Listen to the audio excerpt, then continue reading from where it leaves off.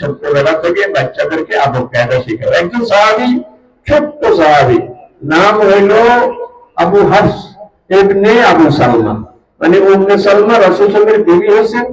বিবির সাথে ছেলেটা বিবির সাথে আসছে রাসূলের ঘরে, খুব ছোট্ট।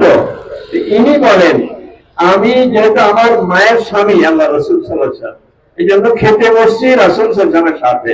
ওয়াকানাত ইয়াদি তাফিশু বিল কাসা, খেতে যে বসছি আমার হাত ফেলে ফেলে এই জায়গায় ঘুরে। কারণ আরব দেশে এখন আপনারা দেখিয়েছে, ওরা খেতে বসে বড় ট্রেতে, ঘরের পরিবারের সবাই একসাথে খায়। উনি বলেন যে আমার হাতটা এদিক সাথে ঘুরতেছিল, তা খাজা বেয়াদি রাসূল সাল্লাল্লাহু আমার হাত ধরে ফেললেন, বলেন ইয়া গোলাম, এই শোনো বাবু, খাওয়ার আগে শিখিয়ে দাও সামমিল্লাহ, তুমি খাওয়ার আগে বলো বিসমিল্লাহির রহমানির রহিম, বিসমিল্লাহ বলো। ওকুল বিয়ামিনিকা, তুমি ডান হাতে খাও। ওমিন্না ইয়ারিকা, তুমি যে খাবে তুমি তোমার ডান পাশ থেকে খাও।